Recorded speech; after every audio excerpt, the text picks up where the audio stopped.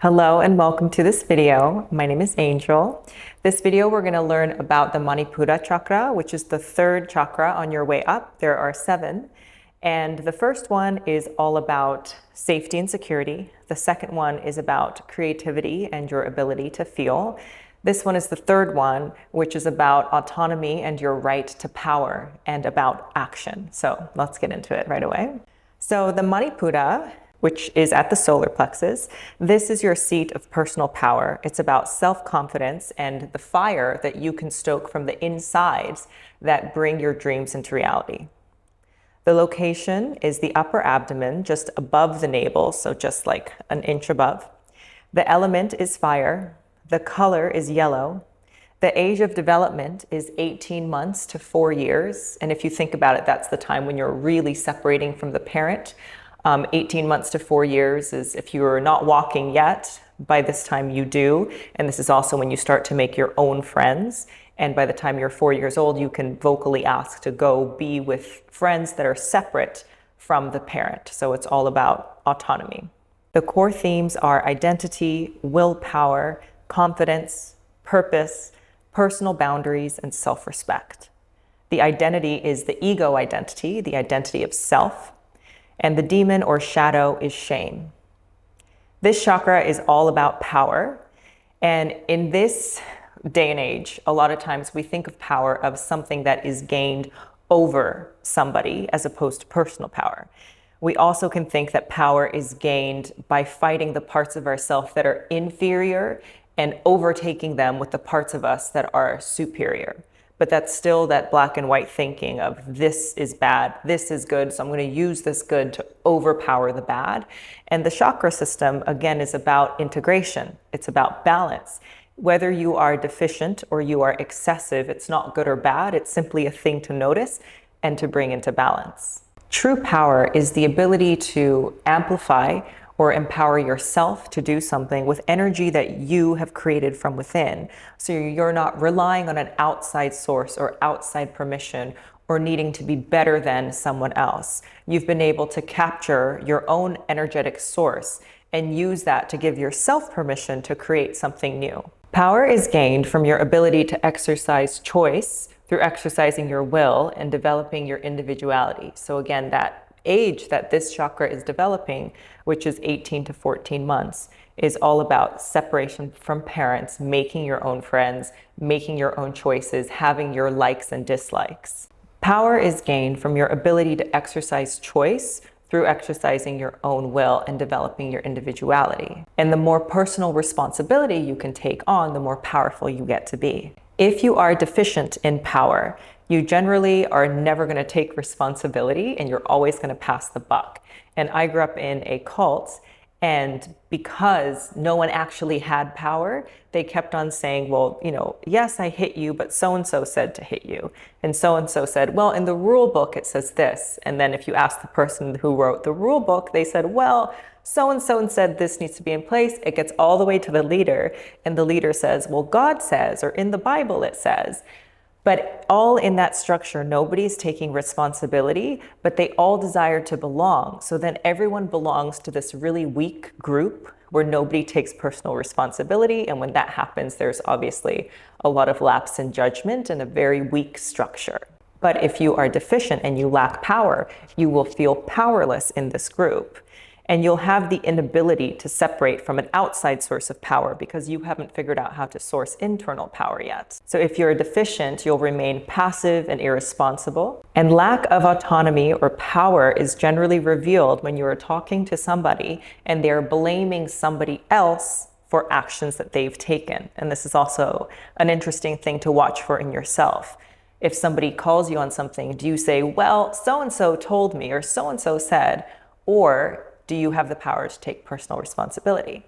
Another interesting thing is, again, growing up in this cult where I felt powerless, when I got to this stage of development of personal authority, and I found out that I was in a safe place and I could have power and nobody would harm me for the thoughts that I had or the opinions that I stated, then wherever you let go of the pendulum from, it's going to swing the other way. So I went from deficient, third chakra, and being powerless, to being very overpowering, to having excessive fire. And it's because I was so excited about the discovery of my own personal power. So I was like, wow, everyone's going to know that I'm not a weak person, but that I'm a powerful person. And that's fine. Again, this is just information. So you swing from one end to the other, but the goal, again, is to come into balance where you are not deficient, you don't feel powerless, but you're not also trying to overpower everybody in your path. This chakra is about developing a very healthy ego, a healthy sense of identity. If you enter this chakra with the other two in balance, so the first two, if you enter this chakra feeling unsafe, you'll feel the need to overcompensate, which, yes, and you'll try to use power to cover up your lack of self-identity or your shame.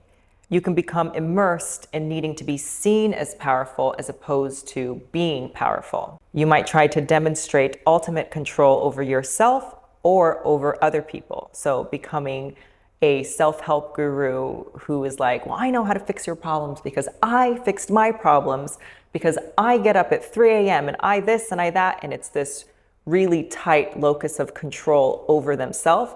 Therefore, because they have this really rigid control of themselves, they've overpowered themselves into submission. Therefore, you should also listen to them and should allow them power over you, because they can take the quote ugly parts of you and also get them into submission. And again, this is simply a misunderstanding of what power truly is. So if you are deficient, you will feel powerless, you sort of fall into victimhood. And on the other hand, if you are excessive, you'll struggle for dominance or supremacy. So how do you have power without endangering other people? How do you avoid being a victim or a tyrant? And how much power do we actually need? A well-functioning ego has a tough job.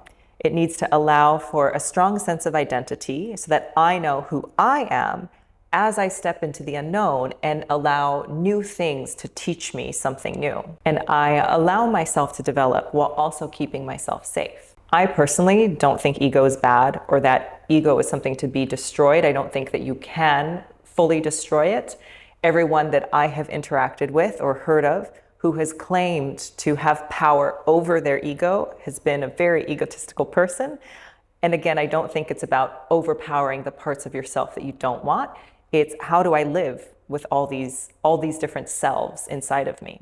We are not here to destroy ourselves, and power does have a place in this chakra system. And this is the last stop before we go upper chakras. So the lower chakras are very like earth-based, safety, security, ego. And then the upper chakras, you alchemize with the heart. So if you don't have a healthy sense of placement and creativity and power, then when you get to the heart, then it's difficult to travel up into the heart and to understand what's coming through the upper chakras, because it is very different. You need to be able, like you, the ego, in order to continue ascending, need to have a strong sense of self and understand what it is that you are trying to learn. Who is it that is learning from these upper chakras? A lot of people, myself included, get stuck in the lower three for a long time because we cannot work our way into the heart.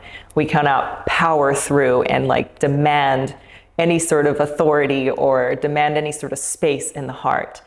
And the Kundalini system, the snake travels up. In this chakra system, the energy travels down. So in my system that I love, you travel up the bottom three, the heart is the alchemy, and then the spirit travels down through the upper three, and the heart is the thing that brings everything into balance. So, and again, this is the way that I understand the system. It's been helpful for me. So I think of grounding, power, creativity, ego, traveling up, and then once it hits the heart, you turn back into a student. But at least you know who it is that is learning from the heart and from the upper chakras. So now let's get into deficient and excessive third chakra energy.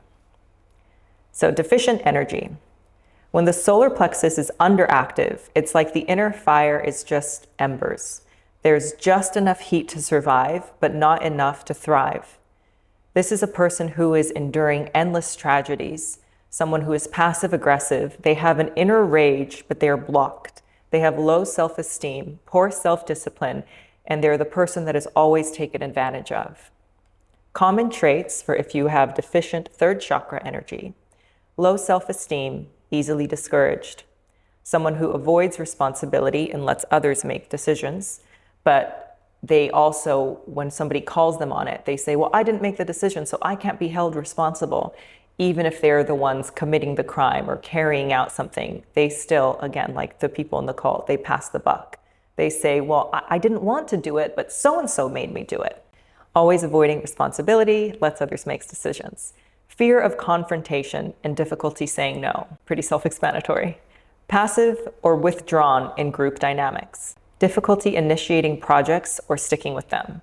So somebody who is the person that says, well, just tell me what to do. They don't really want any responsibility. Just tell me what to do, but I'll do it. But they never take initiative. This person may feel powerless and like life just happens to them. So again, a victim mindset. Possible everyday personality types. The wallflower, someone who stays in the background and avoids taking the lead. The people pleaser.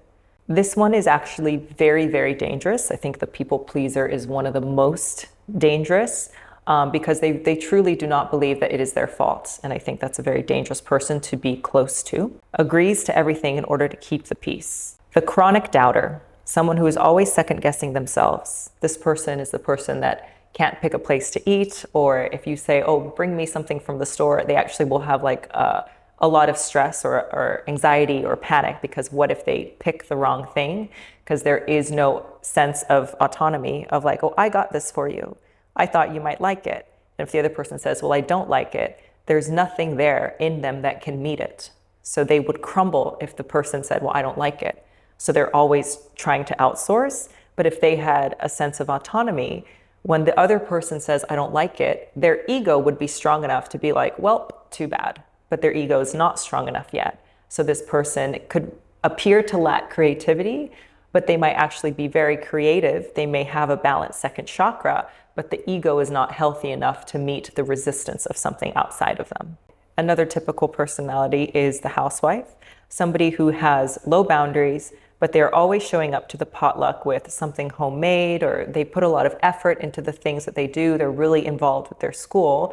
And the school always chooses them when they need labor, but they don't choose them when they need a leader. So this person is really involved in bringing stuff to the kids' activities, but they're never asked to coach. They'll be asked to like decorate something and do or clean up something, but they're not asked to host something. Even though you know you're capable of more, you don't have the ability to say, hey, I can do more and this is what I would like to do. So you're always relegated to what feels like second place. Maybe some of those traits or personalities sound familiar. Now let's go to excessive energy. When the solar plexus is overactive, the inner fire becomes a wildfire, burning too hot, consuming everything in their paths, overcharged. And that's like me. Once I found my power, I was like, ooh, it's over for everybody. Possible personality types. The need to take power from others in order to feel powerful, in order to cover up low self-esteem. Common traits are someone who is controlling, domineering, or competitive to a fault. Someone who is inflexible and really struggles to see others' perspectives. And in order to bring things into balance, you do need to have the capability to have conversation with somebody without needing to dominate the conversation. So if you're very overactive in this area, you will really struggle to see others' perspectives, and this will really block your growth. Someone who feels the need to prove themselves constantly, but if the housewife one was the deficient one, she shows up as a cleaner and she never asked to take the stage. This personality type demands to take the stage, or I can teach you how to do that. I can do that. I can coach. I used to blank, blank, blank. And they feel like they are the most qualified. They're the most powerful. So they should be in the leader seat. Someone who is very judgmental or dismissive of others' ideas. And in order to grow, there needs to be an openness to ideas from others. If you are excessive in this chakra, you generally think that, why would I listen to anyone? I have all the power.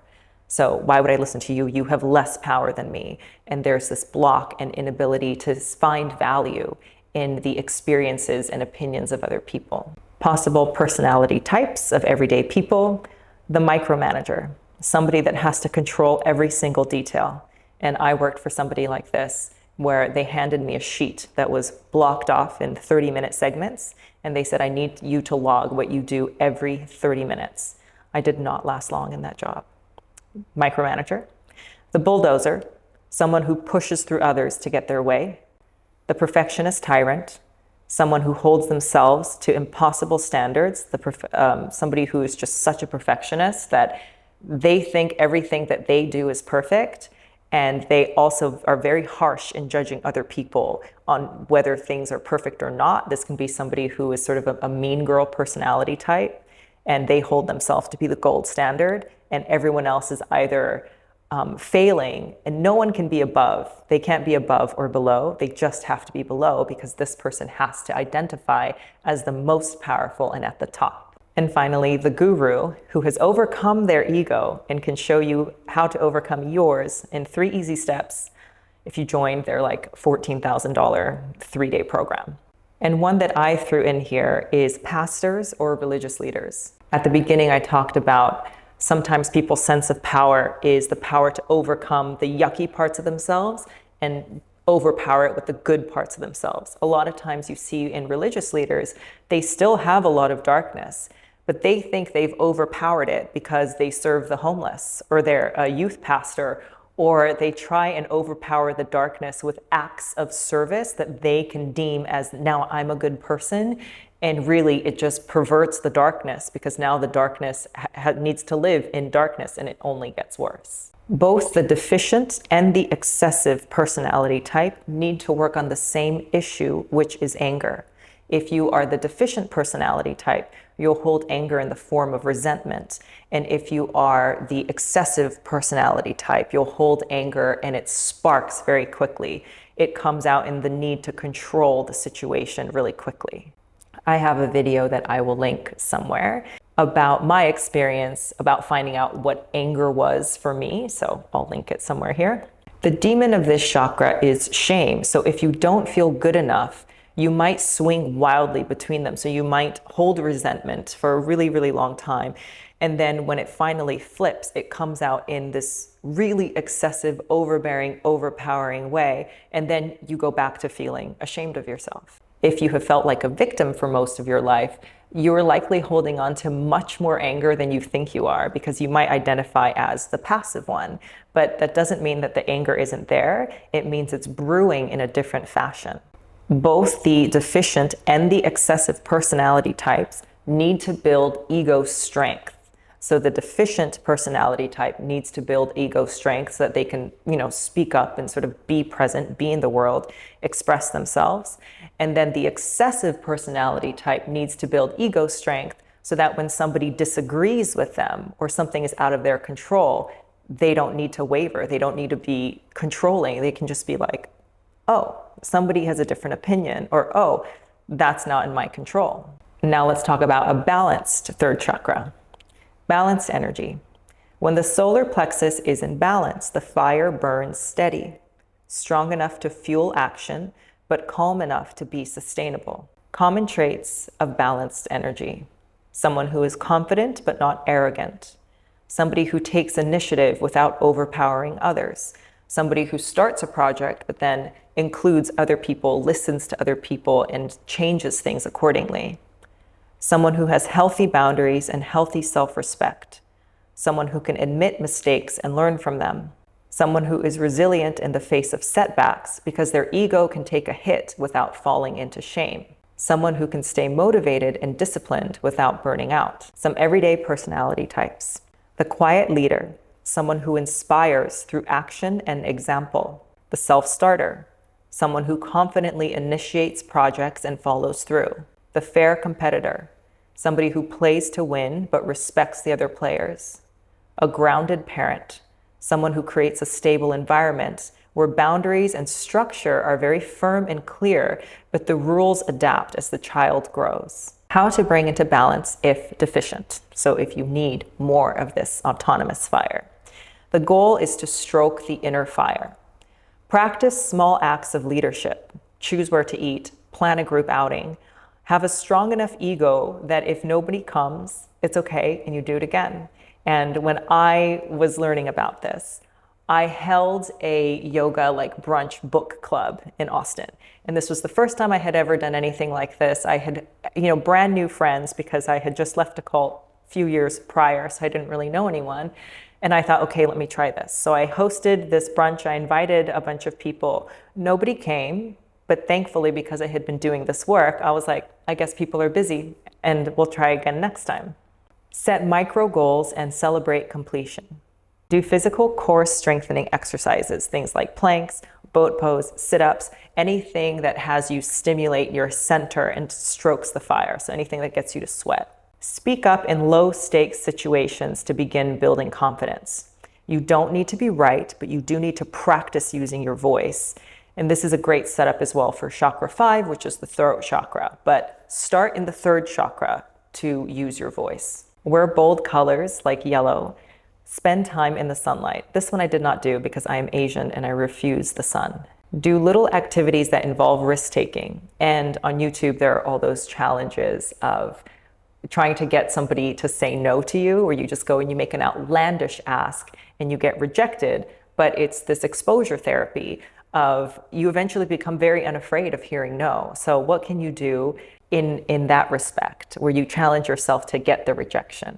Another possibility is to join a martial arts or some sort of self-defense class to give you that ego sense of who it is that you're trying to protect. Affirmations. I honor the power within me. I can do something about this. A fire burns in me that cannot be destroyed. I believe in myself and my ability to shape my life.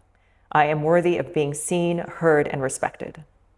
Balancing if excessive. The goal is to cool and to soften the fire a little bit. Practice active listening without planning your response. So quiet the voices in your head and just listen. Share leadership roles. Delegate instead of controlling. Engage in restorative yoga or breath work to slow your pace. Try relaxation or surrender practices. That's a big one, especially before getting to the heart. Practice humility and acknowledge the strength of others. Spend time in nature doing non-competitive activities. When I was excessive, I was always trying to climb a mountain as fast as I could. And when I started doing these cooling practices, I started just wandering. Think of surrender as an active act. And this one is difficult because in the physical realm, we only hear of surrender when someone is losing. But in the spiritual realms, especially as you are ascending into the upper chakras, surrender is an active and constant act that requires you to be heavily engaged in it. It's the act of trusting yourself and trusting the unknown. And there's a collaboration that happens, and surrender allows a brand new world to open up to you. Affirmations for if you are needing to cool the fire. I trust that I can rest without losing my power. I am safe to relax and trust the flow of life. My worth is not measured by my productivity. I release the need to control everything around me. I am guided and supported every moment. So just like in the physical realm, your muscles don't increase if you don't do anything with them, personal power also does not increase if you do nothing with what you currently have. Autonomy is a very necessary third chakra achievement before you get to the heart, so that you understand who you are by the time you get there. And then you can ask questions of my heart and not be worried about my heart breaking, because I know that I have the power to heal. I know where to go. I feel safe.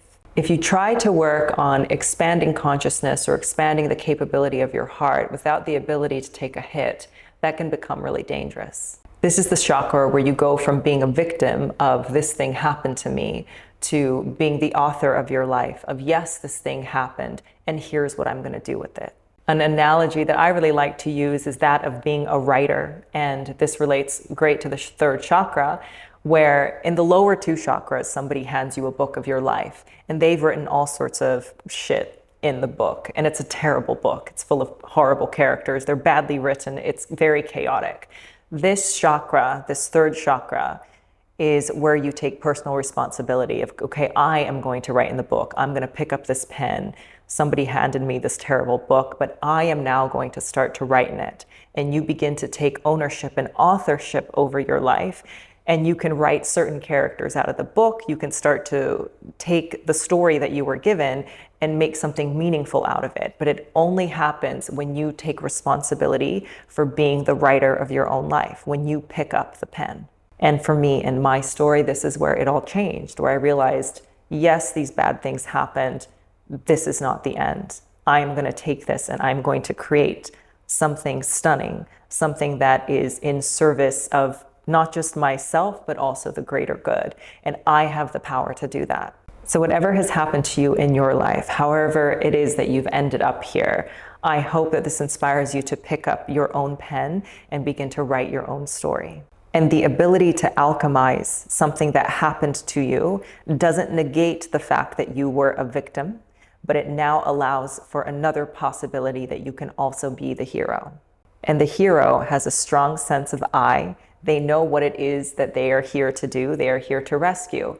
This is not an external journey. This is an internal journey.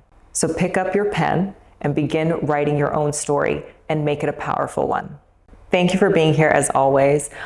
This is a really fun chakra. So get in the comments, have discussions, tell me what came up for you. I will say that it is such a pleasure to meet people who have a strong sense of self. Those people also feel very safe to me. So the more that you can allow yourself simply to be without feeling the need to excuse who you are or without needing to overpower other people, just exist as you are, and that is always enough. So I hope that this was helpful. I will see you for chakra number 4, which is where we finally make it to the heart. So go be powerful until then, and I will see you next time.